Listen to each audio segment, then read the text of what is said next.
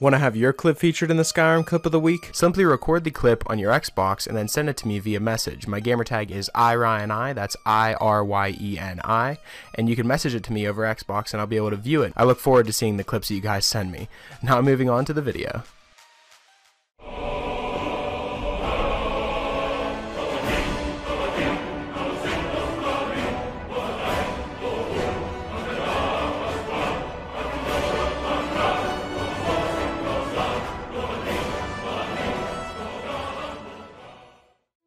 Hey, what's up guys, it's Ryan and welcome to another episode of Modded Monday. We're on week number 128 now guys. I do apologize if I sound a lot different, I am feeling a little bit under the weather, but let's just jump into these 5 new mods that I've picked out for you guys to check out and perhaps add them to your load order. So jumping in at our number 5 spot, we have a mixture between 2 separate mods. We have the Crime Overhaul and the ICrime Realistic Penalties mod. Now what the Crime Overhaul does is it makes changes to the way criminal activities are handled by Skyrim guards. This means that no bounties will be given for accidental attacks whenever you sheath your weapon afterwards. And the Thainship grant is no longer a one-time thing, but it's a once-a-week get-out-of-arrest free for low bounties. Murder is also no longer payable by fines, and paying fines will no longer transfer the player to jail, but violent crimes have a chance of jail time. The player also has more dialogue options for talking their way out of low bounties, and guard alert ranges have been greatly reduced. When it comes to breaking out of jail, escaping from prison now has 2 objectives. There's retrieving your gear, which is optional, and getting out of jail and out of combat. If the optional objective is achieved or never triggered, the escape from jail has a low bounty and becomes a petty crime threshold. If the jail is escaped with the optional objective still active, the bounty is set to just below the arrest on site threshold.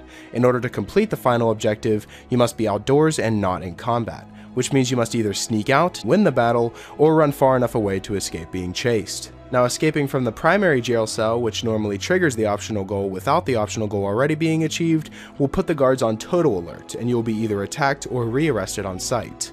So it's obvious that retrieving your items will make your escape much easier. Now moving over to the ICrime Realistic Penalties mod, the mod page reads that since Morrowind, I have felt that the crime and punishment system has not been very realistic in the Elder Scrolls. You can murder an innocent person and pay what amounts to be the drop of a bucket for most players. Hit someone in the face and only pay 10 gold. Break into a home, and again, it's chump change. This mod seeks to add an element of realism by changing the values for crimes to create real consequences for your actions. Now this mod is also not for everyone, it's more just for people who are looking for a more realistic crime system. It's also important to note that the max days in prisons has been increased from 7 to 365. Only a 7-day max in jail? Come on Bethesda, that's a joke. You can now spend up to a year in prison for your crimes. Now the new crime penalty system that has been added by this mod goes as follows. For pickpocketing, it's 150 gold charge. For theft, it depends on the value of the item and has a minimum of 150 gold.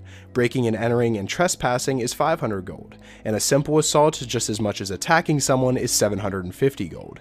Becoming a werewolf in public is 1500 gold, horse theft is 2000, and a jail escape is 2500. And for murder, it's 15,000. But like I said in the previous mod, if you use them both together, there's no longer a charge for murder, you're mostly just thrown in jail for doing so. But if you just download this mod, the murder charge is 15,000 gold, so only the rich can escape justice. Guards will also now arrest on site for non-violent crimes and violent crimes totaling 1,000 gold, which is the same as vanilla, but they will attack on site for crimes totaling 45,000, which is up to 3 murders. I really like these mods together because if you think about it, in the vanilla game of Skyrim, if you went up and attacked the Jarl right in front of everybody else, you only got charged with a little bit of gold and were easily able to pay it off. When in reality, if you were to ever hit anyone this high up in charge, you would not be able to see the light of day again. Everyone would want to attack you or just throw you in prison for the rest of your days. These mods together just aim to add a little bit more realism whenever it comes to the crime system and how bounties work, and I really like how they've been implemented into the game, so that's definitely why this combination comes in at our number 5 spot, so I'd recommend downloading the Crime Overhaul and the ICrime Realistic Penalties mod.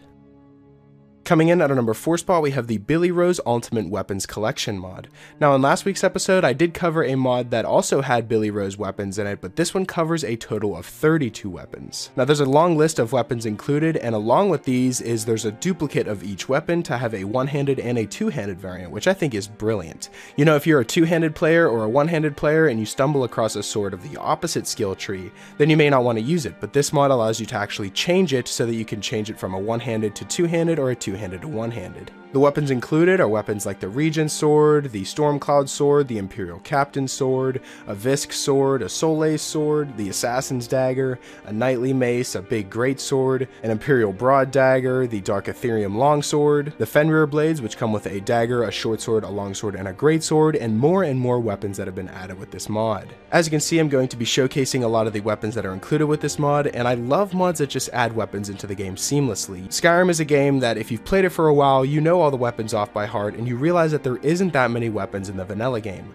But with mods that add different weapons into the game, it can make for an entirely new, unique experience whenever it comes to going out and clearing caves, clearing bandit camps. Whatever you like to do in Skyrim can be done with style now. And with 32 new weapons to choose from, each of which being either one-handed or two-handed, you can do just that. And that's definitely why this mod comes in at our number 4 spot, so I'd strongly recommend downloading the Billyro's Ultimate Weapons Collection mod. Coming in at our number 3 spot, we have the Lupinus mod. This mod is a complete overhaul to the werewolves in Skyrim. This mod adds things such as naturally occurring werewolves, werewolf AI, increased werewolf speed, the disease for the werewolf. There's also combat tweaks and future plans to be implemented with this mod. Now when it comes to the naturally occurring werewolves, the mod page reads that one thing that I found mostly annoying in regards to werewolves in Skyrim is that they're non-existent. Why are there no werewolves running free in the wilds alongside the rest of the creatures in Skyrim? It's attempted to fix this issue by adding werewolf spawns in random locations throughout the Skyrim map, so there's a chance that you will come in contact with one in your adventures. This might make for a change of pace alongside of other tweaks in the mod. The werewolf AI is also changed, allowing them to hunt in the night and kill anything in their path while doing so. This makes it so they're not always in the same spot, so you won't be able to learn where they are and go and find them in a specific location. Moving on to the increased werewolf speed, the author says that this was one of the first things that I changed in vanilla Skyrim. Why the hell were werewolves running so slow? In scary movies, werewolves are seen as blurs that are barely visible to be seen. They should be able to travel at a much faster pace and cover more distance while hunting in the night. Then moving on to the actual disease for the werewolf that has been added in itself, you don't actually have to be part of the companions to become a werewolf anymore. If you stumble across one of the werewolves in the world of Skyrim and get attacked by it, there's a chance that you'll get the disease and eventually turn into one yourself. There's also some combat tweaks that have been made to the werewolves in this mod in an attempt to make them a bit more challenging given their natural occurrence. The future plans that go along with this mod include an overhaul for the infection system to include NPCs and followers, lesser powers for human forms, new werewolf animations for running on all 4 limbs, and werebear support as well. So there's plenty to be excited about when downloading this mod, and there's tons of area to cover with the new werewolf AI, the natural occurring werewolves now in the game, which I think is the most incredible thing in this mod, and the fact that you can get the disease without having to do the companions questline is just something that really opens up the role-playing aspect of this game. And that's definitely why this mod comes in at our number 3 spot, so I'd strongly recommend downloading the Lupinus mod. Coming in at our number 2 spot, we have Alex's Nereron, a Dunmer companion. Now the mod page reads that Nereron is a standalone custom voiced companion with over 400 lines of dialogue, and an informative intro dialogue and quest. He suits stealthy thieves, assassins, and scavengers the most, but he can handle himself in battle and prove very useful if you're playing a warrior-like character on legendary difficulty. Nereron is a Dunmer who frequently travels to Morrowind to salvage certain goods which he sells to the Dunmer in Solstheim. You can learn a lot more about him and a few other things regarding Morrowind during his intro dialogue. The features of this mod include 400 lines of unique dialogue, as I said earlier, reactions to certain actions and weather, an intro quest, intro dialogue, item storage, an upgrade gear dialogue, he's a destruction mage trainer, and he can train you up to level 100 in destruction. He also has follow distance settings, so you can have him follow further away or closer or passive and further away passive, and he's also a vendor, so you can buy and sell items to him whenever you would like. He also has a tracking marker so you can never lose sight of him, a home location which you can set anywhere you would like, you can have him unequip his helmet at any time, and he levels with you until level 999. Although he starts at level 25. He uses a custom ebony sword and destruction magic, he has his own weight command, and his own set of custom armor with custom stats. You also have the option to check his gear status, and he can upgrade his gear as well. And while you're standing around not really doing much, he won't just stand there with you doing nothing as well. He'll walk around, he'll eat on his own, he'll sit on his own, and he'll sleep and do other things on his own. You can find him at his camp near Raven Rock in Solstheim, and if you exit through the south gate, it's almost impossible to miss his camp. Now I really like this mod a lot because I'm a really big fan of of follower mods that have, custom unique dialogue and a bunch of different aspects along with them, but I never really like how big the mod ends up being. But this is actually a lot smaller, coming in at 15.17 megabytes, so it can fit in most load orders seamlessly. And him being able to react to the different types of decisions that you make in the game just make it so that he feels so alive in the game and not just like another NPC. And that's definitely why he comes in at our number 2 spot, so I'd recommend downloading the Dunmer Companion mod.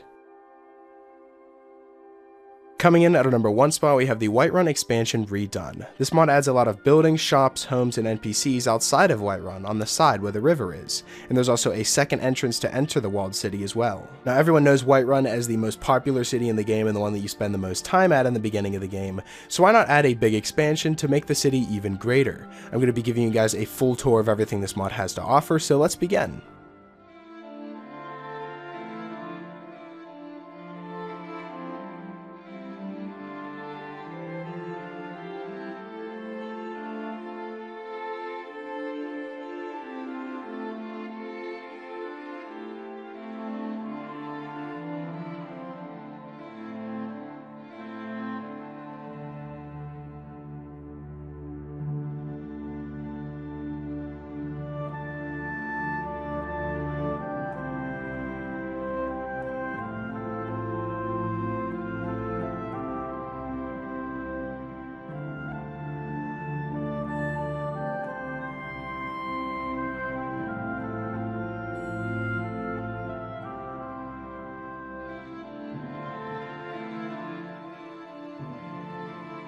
Now as you can see, our beloved Whiterun has been overhauled to add a huge new portion, and I think it fits in very well and it's all put together really nicely, and what more could you want for the greatest city in the game? I think this mod is perfect, and also with it being only 8 megabytes, it can fit into most load orders perfectly. So that's definitely why this mod comes in at our number 1 spot, so I'd strongly recommend downloading the Whiterun expansion Redone mod.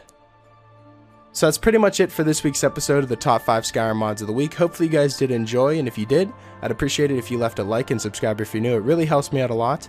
And if you have any suggestions for mods you'd like me to cover in future top 5 mod episodes, be sure to let me know in the comment section below, or you can follow me on Twitter. I'll be sure to leave my Twitter in the description, and you guys can follow me on there and leave me suggestions to there as well. Shout out to my Patreon supporter. Thank you so much for everything that you've done for me. And yeah, that's pretty much it. Hopefully you guys did enjoy, and I will talk to you guys later.